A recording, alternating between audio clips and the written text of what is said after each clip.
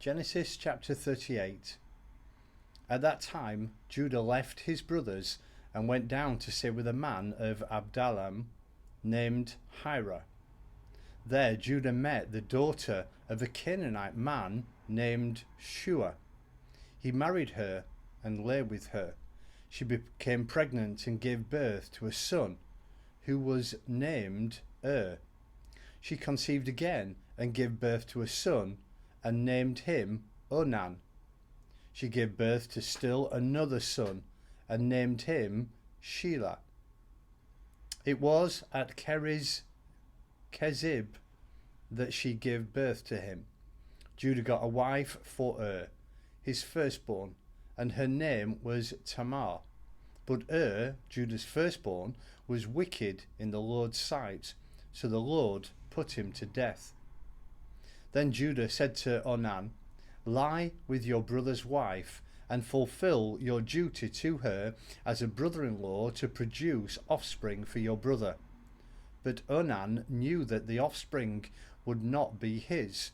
So whenever he lay with his brother's wife, he spilled his semen on the ground to keep from producing offspring for his brother.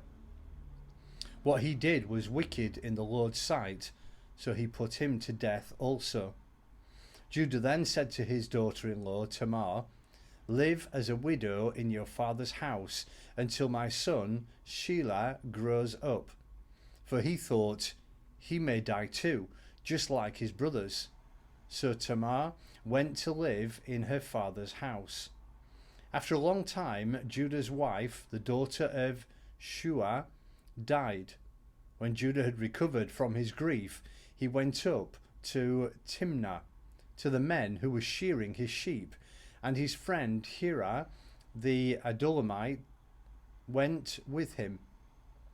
When Tamar was told, "Your father-in-law is on his way to Tamar to shear his sheep," she shook off her widow's clothes, covered herself with a veil to disguise herself, and then sat down at the entrance of Enaim, which is the road to Timnah. For she thought, though Shelah had grown up, she had not been given him as his wife. When Judah saw her, he thought she was a prostitute, for she had covered her face. Not realizing that she was his daughter-in-law, he went over to her by the roadside and said, "Come now, let me sleep with you. And what will you give me to sleep with you?" she asked. "I'll send you a young goat from my flock," he said. "Will you give me something as a pledge until you send it?" she said. He said, "What pledge should I give you?" "Your seal and its cord and the staff in your hand," she answered. So he gave them to her and slept with her, and she became pregnant by him. After she left, she took off her veil and put on her widow's clothes again. Excuse me. Meanwhile, Judah sent the young goat by his friend the Adullamite in order to get his pledge back from the woman, but he did not find her. He asked the men who lived there, "Where is the shrine prostitute who was beside the road in Enaim?" "There hasn't been a shrine prostitute here," they said. So he went back to Judah and said, "I didn't find her. Besides, the men who lived there said, 'There hasn't been a shrine prostitute here.'" Then Judah said, "Let her keep what she has, or we will become a laughingstock. After all, I did send her this young goat, but you didn't find her." About 3 months later, Judah was told, "Your daughter-in-law, Tamar, is guilty of prostitution, and as a result, she is now pregnant." Judah said, "Bring her out and have her burned to death." As she was being brought out, she sent a message to her father-in-law. "I am pregnant by the man who owns these," she said, and she added, "See if you recognize whose seal and cord and staff these are."